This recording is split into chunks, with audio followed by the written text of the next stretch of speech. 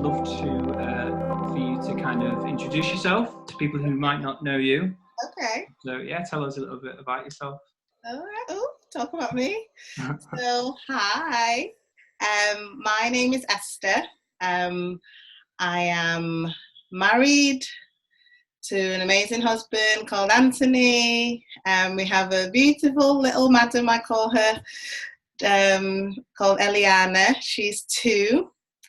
I'm a pharmacist as well, and I absolutely love what I do.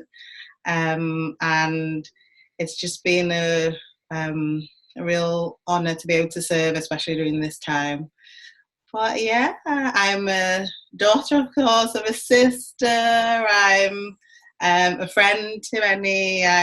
So yes, that's me, and I love Jesus. Oh, the most important thing. And you say the most important thing till last. I know you. I know. I love the I was Lord. waiting for that. I was waiting for that. I love Jesus. I just needed to know that you love Jesus. I do. I do. And So, I don't need to know anything else. You love Jesus, and that's yes, amazing. that's all. Cool. That's a beautiful introduction.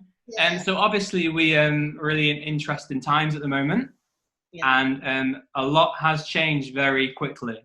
Mm-hmm. And I guess I just want to hear how coronavirus, how this pandemic's impacted your life personally. Yeah. And you mentioned you're a pharmacist. Mm-hmm. Has that changed at all day-to-day life as a pharmacist? And yeah, just what some of the challenges in that. All right. Okay. So personally, of course, and I'm sure this is the same for a lot of people, if not everybody. The fact of we're apart from when for me I'm at work or when you go to grocery shopping, you're at home. So you don't what's not life as we know it is not the same. Yeah.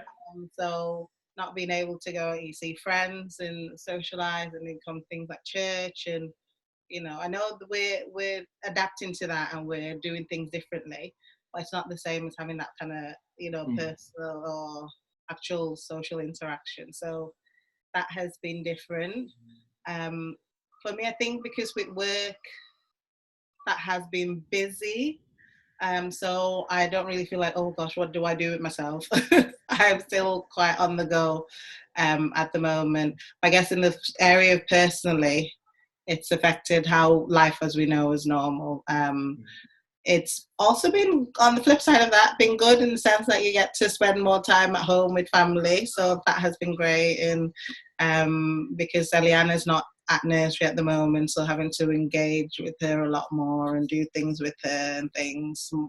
Not that I didn't before, but it's just more now. So that's different. And some other changes which I will go into after, or some of the ways it's impacted us personally as well as a family. But on the work side of things, a lot busier, a lot more pressure at work.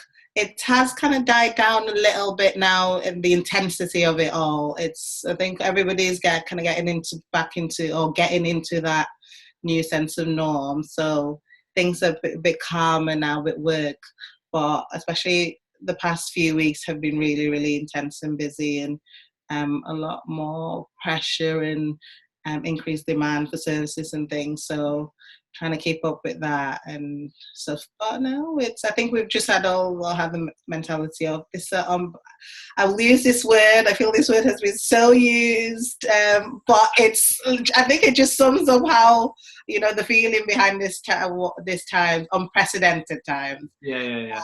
So nobody kind of knows, has ever been in a situation before. So we just kind of work through it the best way we can, and as a community, as a nation, as the world at large. So just trying to do the best that we can in the circumstances. So yeah, so that's that, I think.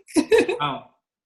Yeah, no, I mean, yeah, you sum it up really good in terms of, I mean, I can imagine just pharmacists, I remember initially when I think when lockdown was just announced, I went into the pharmacy and there was quite a few people Yeah. lining up. I've never really seen it before, but demanding the same thing: paracetamol, all of this.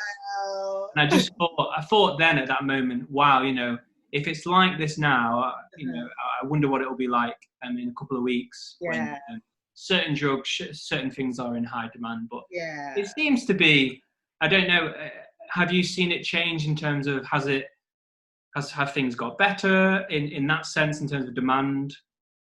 Yeah, things have gotten, I would say things have gotten better in the sense, I think the whole, which if I use this word, craziness of it all initially, that has just died down a bit, because I think we're all getting around to the fact that, okay, this is a new normal, at least for a bit of time.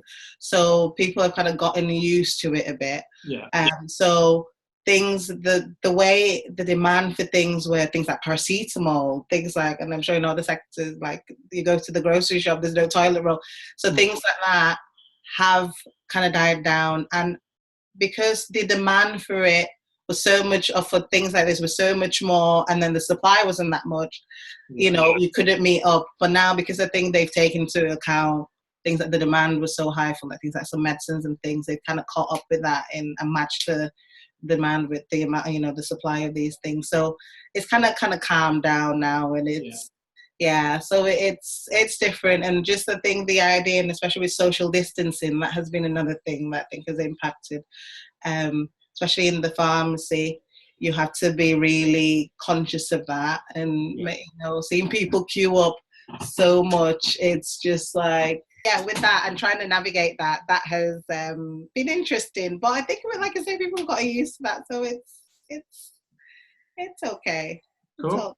That's really good to hear. I guess another thing as well I've been thinking of the last couple of weeks is just how thankful people are. I'm sure people are always thankful, but how people are all of a sudden starting to realize that it feels good, and it's good for us to be thankful for other people. And the whole clapping on Thursdays for the NHS, I mean, we've gotten to know our neighbours just through doing stuff like that, and it's been really great. Have you felt that? Have you felt encouraged? Have people kind of shown that a bit more? How's that been for you? Yes, it has been really good and uplifting and encouraging, because people have been much more thankful, and it's like used to that. It's like, people giving that. I think people are kind of quick to, if something's not right, say it, but it's not really, hasn't really been the case in the way of compliments. So definitely more evident now, and you can feel it, and people will come just to buy, like a paracetamol or something. It's like, thank you so much for what you do and for being here. And it's just like, I go all emotional, but anyhow, that's just me being extra. But it's just nice. It's nice to be appreciated and encouraged, and it just makes you, it's worth it in the end. And it's nice, and it keeps you going. Definitely, it helps. So, it's good. After obviously really long shift, tired. It really does help, doesn't it, to keep going. Cool. That's great. Any testimonies? Do you have anything in terms of, like, it doesn't have to be anything crazy, but have you felt God moving or working at all in this time at all? Yes, God is always working. He's just amazing like that. But especially during this time, yes, definitely. I think just a real sense of peace. So my mother-in-law, Anthony's mum, 2 weeks ago now, we got a call. She was in hospital in ICU with confirmed coronavirus. So as you can imagine, that was a total shocker, because you hear about it, and then my heart goes out to people, families of people who have been impacted, because Wow. So just to get that, and she's in ICU, and it's touch and go, and you just like, God, and you just call. I think those times you really call on God even more, like, Lord, help us. But really, I think feeling God during this time, because this has been a real time of prayer, and just really knowing that you don't have anything else. It's only God that you have, especially in circumstances like this. And it's just, I've really found, and with my husband as well, which has really encouraged me, just his faith and the fact that knowing that it's only God that you can look up to, and just really, pressing into that and just really praying and just trusting and seeking God, and still carrying on, in the positive attitude and praising God. And it's just been really good. And we have seen God move, and in the past few weeks, a lot has changed from what, 2 weeks ago to today. And she's awake now and she's responding, and, things are getting better slowly, but they're getting better. And that's because of that trust in God, and just really, really holding on to God, and just asking God to just help in this situation. And he's good, and he hears when we call out to him. And so it's just really feeling God in the little things and the big things. It's just been, and knowing his peace throughout has been good. Not always easy, but that when you have times are not so, great, and you want to worry, and, which is normal, but, straight going back to God and just saying, fill us, Lord, and help us. And he's always come through. So, been good. That's amazing. Thanks for sharing that, Esther. I wasn't aware, but definitely will be praying for you and your family and Anthony. And that's it's good to hear that she's getting better as well. And in terms of obviously God's clearly speaking to you a lot in terms of different things. Is there kind of like, I guess, anything else that you would want to encourage people with? How you've looked at this whole situation in terms of God's hand. I guess if there's anything you'd want to share. If no pressure, if not, we can. No, that's fine.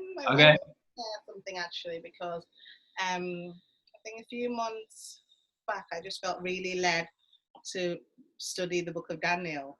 All right. Okay. And Charlotte's reading that right now. I'm listening. And to think, I remember I've read Daniel before, the book of Daniel before, and stories in it, but this time when I was really studying it, I think loads of things kind of stood out to me, and I feel the Holy Spirit was really speaking to me about these.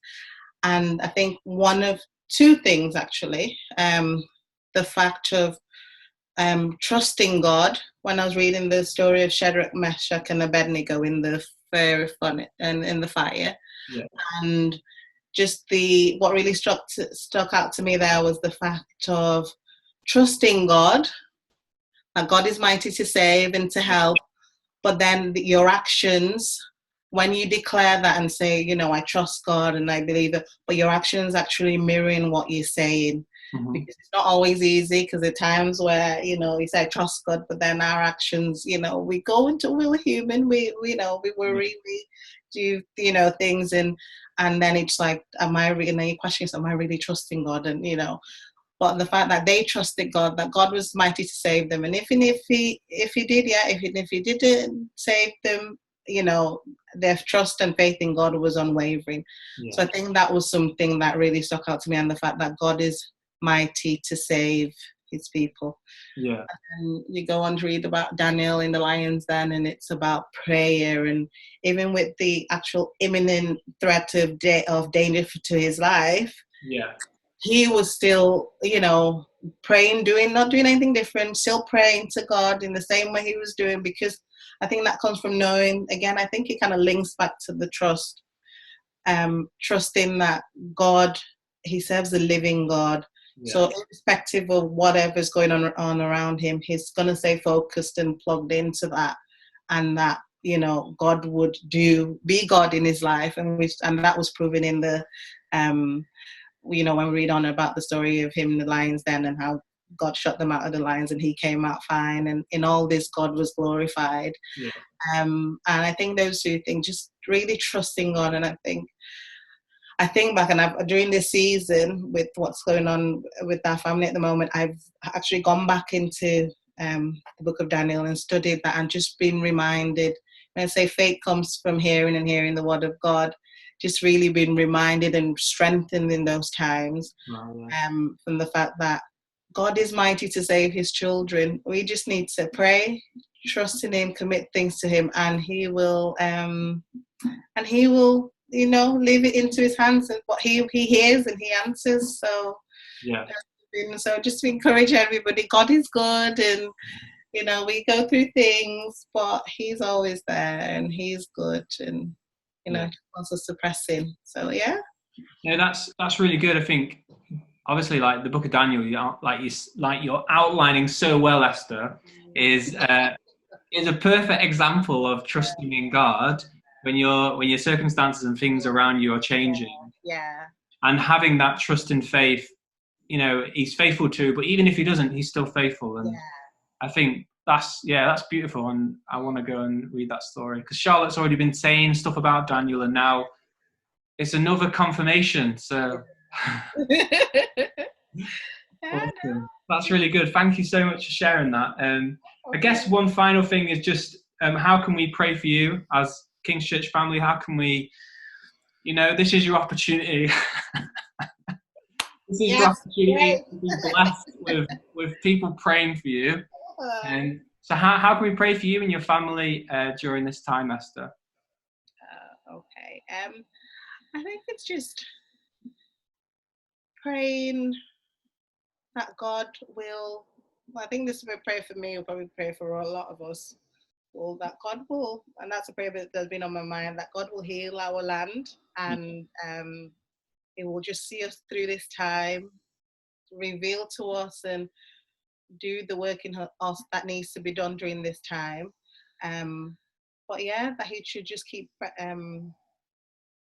helping and protecting his people. And I guess, personally for us will probably be just agree together about my mother-in-law, that she will recover fully and perfectly. Those are the prayers, perfectly. Because again, I will go back to the Book of Daniel, where I'm reminded of when Nebuchadnezzar jumped up after they'd been in the fire, and then when I said, there's 4 people there, and then when they came out, was just amazed that there was not a smell and not a trace of anything on them. So they were, the fact that they'd been through that really real situation of a live fire, there was no trace of that on them when they came out. So that there will not be a trace of anything, she will be fine and perfect after this. And that God will just heal people who were suffering at the moment. I've been using my mother-in-law as a point of contact for people who are sick